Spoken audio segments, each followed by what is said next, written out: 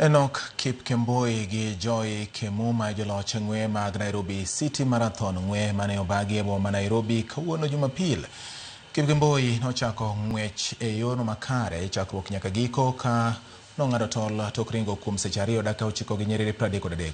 Ronald Kwambai gi Shadrack Kenduiyo notieko e thuolo mar 2 gi 3 kaka luoreno. Kemuma kamachielo nobedo jaloch e kidieny mar wakeni tok ringo kuom seche 2 dakika 17 gi nyiriri 43 kendo bedo thuolo mar 5 mar tieko e ng'wego mag Eldoret City Marathon.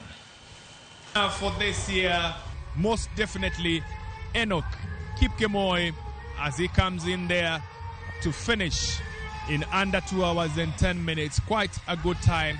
City Marathon. There she comes on her own, running alongside the male competitor there.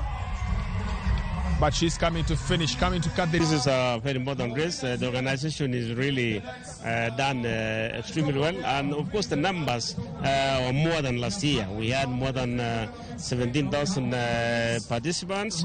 And of course the times, you have seen the winning time for the men is 2 hours, 9 minutes and something. The women also 2 hours, 27, this high altitude. But the good thing is the weather is beautiful today. It is good for a marathon.